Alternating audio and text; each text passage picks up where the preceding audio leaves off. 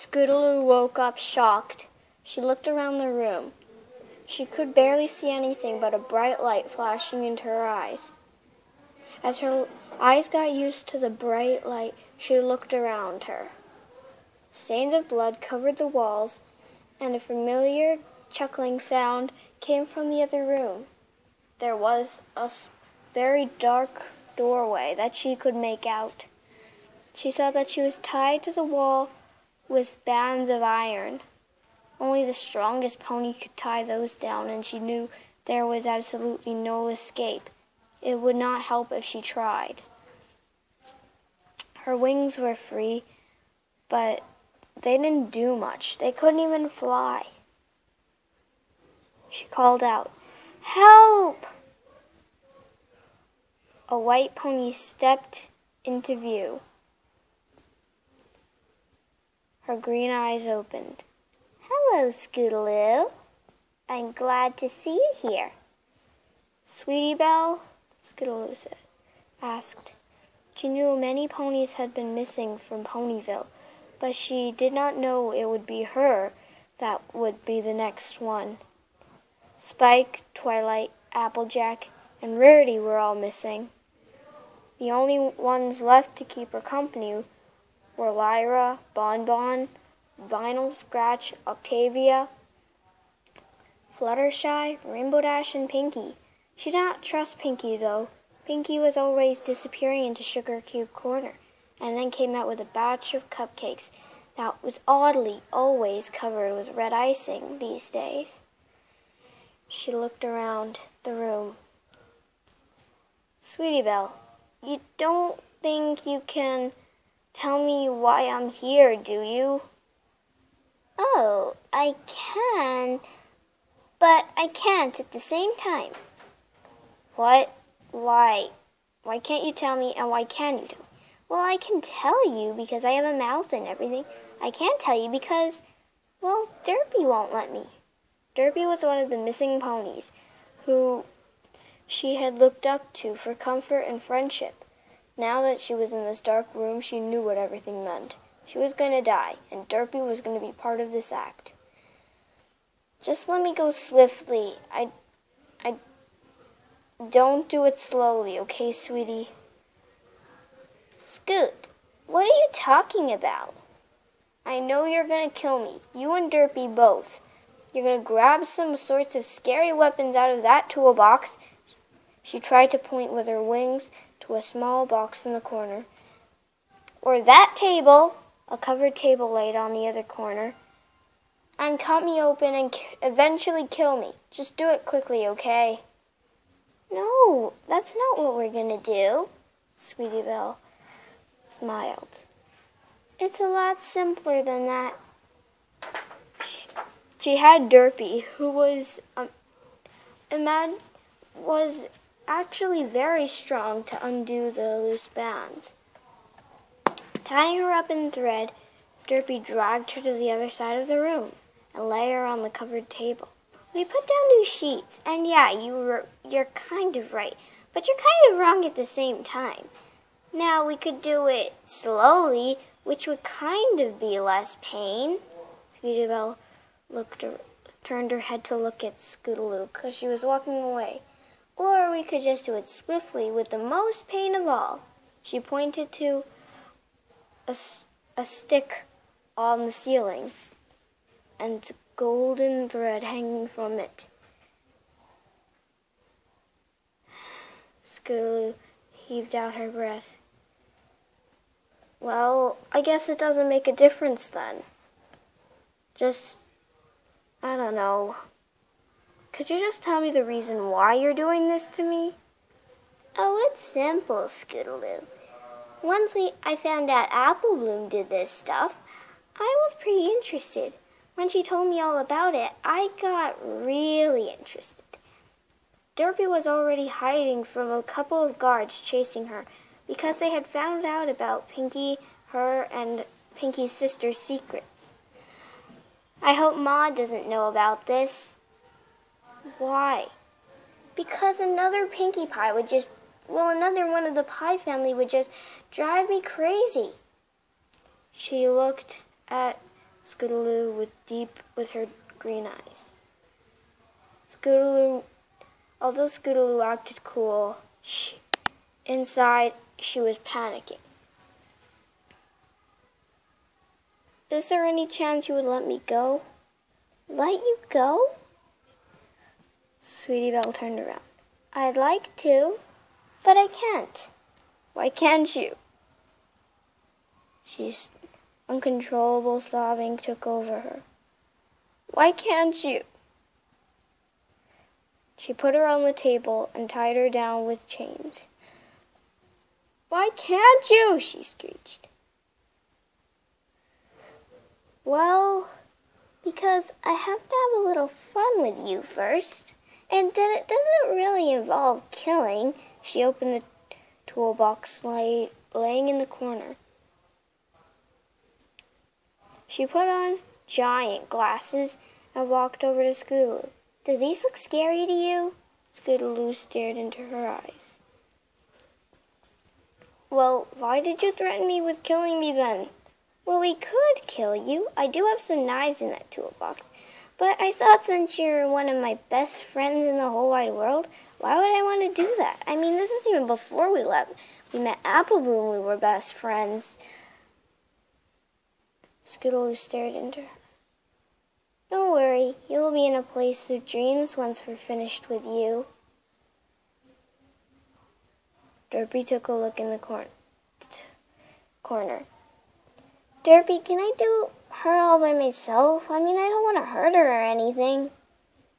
Derpy silently nodded and walked away. For some reason, her eyes were straight, and her wings were bent like they were double-jointed. She had 8 legs and 2 tails. The extra legs and tails seemed to be stuck on from the remnants of other ponies. She did not like this look. Derpy seemed to, though. She reappeared into the daylight, with all the excess pony limbs off. She fixed her eyes into a crooked gaze again and walked out into Ponyville. She looked at Sweetiebelle. Sweetiebelle was already had something in her hoof. It didn't seem to be dangerous. It was very small, and it wasn't sharp at all, as she caught a glimpse of it gleaming. Quickly, without being able to see it, Sweetiebelle stuck something sweet into Scootaloo's mouth. Scootaloo didn't dare swallow it. She tried to spit it out, but suddenly Sweetiebelle's hooves covered her jaws. I want you to swallow it. Don't worry, it's just candy. She held up another gleaming piece. One of Pinky's rock candy pieces from one of her chains. If she gave these to Maud Pie, then I don't think they'd be very dangerous now, would they? Scootaloo very frighteningly swallowed it. Poisoning her would easily kill her, and it would be a lot less painful. If this was painkiller, then I guess it would be better too. She opened her eyes. She was and wasn't relieved she wasn't dead. But everything swirled around her, like rainbows, encasing Sweetiebelle, then becoming dark tentacles and making Sweetiebelle seem like a monster. Sweetiebelle's eyes suddenly turned into green and white spirals, spinning round and round. Soon a lot of Sweetiebelles circled around her head. She knew she was hallucinating, but it all seemed too real. Suddenly, Sweetiebelle became an alicorn, and an echoing voice went around the strange room. Scootaloo, Scootaloo. Scootaloo stared. Everything was just too weird. She couldn't wait until this was all over. She didn't care if she died. If she made it out alive, she would be able to tell Princess Celestia, Princess Luna, Twilight. At least they were still there, alicorns locked away in their palace. They weren't really companions to her, since they were princesses and they had a lot more things to do. But as all this was going on in her head, Sweetiebelle was just staring into her with her big round glasses. Derpy had returned and was taking something out of the toolbox. Meanwhile, Scootaloo stared as Sweetiebelle kept repeating the words. Scootaloo, Scootaloo, Scootaloo. She suddenly felt herself going into a daze, a sleepy daze she couldn't control.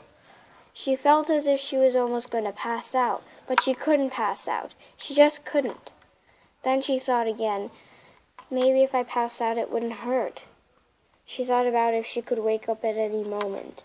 How easily you could wake up from passing out if only a splash of water on your face could wake you up.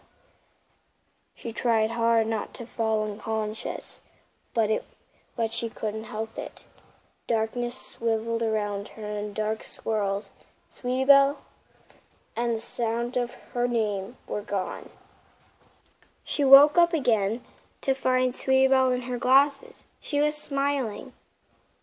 Now you weren't asleep for very long. She trotted over and put the glasses back in the case. She grabbed something else and put it on her head. What do you think of this?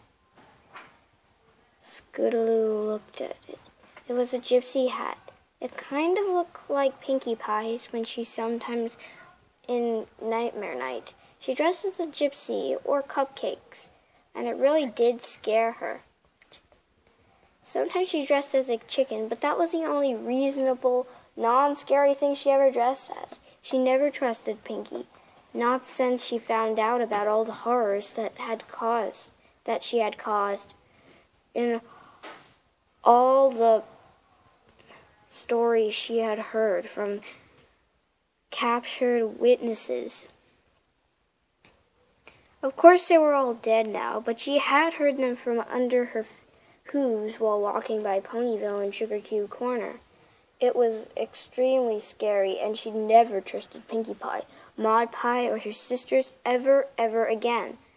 Their parents, Cloudy Courts, and her father were very, very locked away in their rock farm. She hoped that they had no idea. She hoped that they could come help with justice. But then again, she thought maybe they were the one who trained their daughters to do such horrible things. So she just went on looking at Sweetiebelle. The jewel from Sweetiebelle's hat began to glow. It filled the whole room with a brightness, a cool light that made her sweat.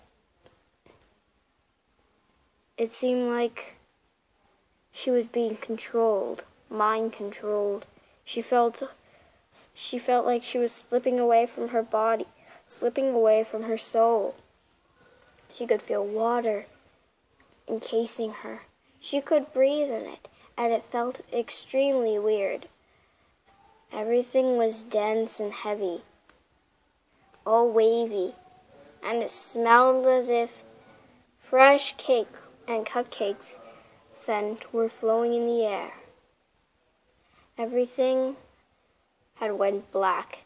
She was not sure if she had been blinded or if this was just another hallucination. She heard that name again, her name, but this time in a different tone, Derpy's tone. Scootaloo! Scootaloo, it wasn't my fault! This time Derpy was speaking in sentences, but the sound faded away and away and away, and she felt herself going unconscious again.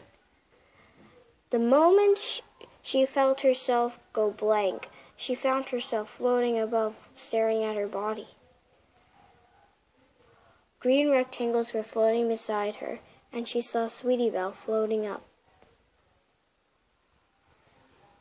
Was she in a mind connect with Sweetiebelle, her former best friend? But didn't her friend want to kill her? This was the weirdest thing she had ever seen, and she was not sure that Sweetiebelle would actually kill her. She didn't think she was dead. After all, Sweetiebelle refused in every way she'd ever imagined for her to die, unless she was dead. This wasn't very painful. After all, Sweetiebelle's voice rang out. Oh, Scootaloo, do you like this? Scootaloo replied, also in a strange echoing voice. Well, yeah, I guess. I do like it a bit. Well then, I see you want to follow me. Sweetiebelle led her into a whirlpool kind of thing. Both fell into it. It was like a portal. Scootaloo shot back into her body. She found that she had a large cut in her leg and it didn't hurt. Was it the candy or her hallucinating? Why is there a cut in my leg? Her voice still echoed around the room. Was this real? It seemed so real, and the pain was starting to come to her. She wanted to flash her eyes back open, just like in the movies and books she had ever read or seen. Frightened, she opened her eyes to find that she was perfectly safe. Scootaloo's mane was just ruffled and her tail was sticking straight out. By then, Sweetiebelle was smiling. But this time, as she knew it was real, because every movement seemed the same and familiar. There was no cut in her leg, no pain, and Sweetiebelle talked normally. All right, Scootaloo, I guess this is goodbye then. What? Scootaloo gasped at her. She had actually thought that Sweetiebelle wasn't going to kill her. Don't worry, I'm not going to kill you, Sweetiebelle replied back, as though reading Scootaloo's mind. I'm just going to... Well, it would be better if you killed you, wouldn't it? Scootaloo stared at her in horror. Sweetiebelle put a blindfold over her eyes and whispered into Scootaloo's ear. I'm not your friend. Apple Bloom is not your friend. Babs is not part of the Cutie Mark Crusaders. No one's your friend. This is Equestria. Equestria for equal. Equal for all the great ponies. And the great ponies only think for themselves. They don't think about you. Rainbow Dash is dead. Applejack is dead. The elements of harmony are faded, and there is nothing that could save us from the Everfree Forest, Discord, or Nightmare Moon's return. Yes, Nightmare Moon shall return, and she will choose you among every pony. Rainbow Dash never loved you. She said she would take you under her wing. Did she mean it? Apple Bloom never wanted to be your friend. She came up with the Cutie Mark Crusaders. The Crusaders to get her Cutie Mark. And she did. I was never your friend. If I was your friend, why would I be doing this for you now? Nobody will ever stay the same. Not to you. Just to them. Goodbye, Scootaloo. Scootaloo was locked in a trance. All that she had heard, she felt come true. It was almost overwhelming as she felt her mind go into an immense twirl. She couldn't think about it anymore, but if she could, she would think, how is this happening and why? But no, she couldn't. All she could think about was what Sweetiebelle had put into her mind. Had Rainbow Dash really hated her? Was Nightmare Moon really going to return? This breeded panic in her heart. Was this true? She knew Rainbow Dash could be dead or alive, and she knew Luna was still there, and she knew Sweetiebelle and Apple Bloom still survived to that very day. Was this all true? Her mind was spinning. She wanted to say no, and in her mind she was yelling, "No, no, this isn't true." But it all seemed to be yes. All these images seemed so real. It was like nothing she'd ever felt before. It was true panic that would cause her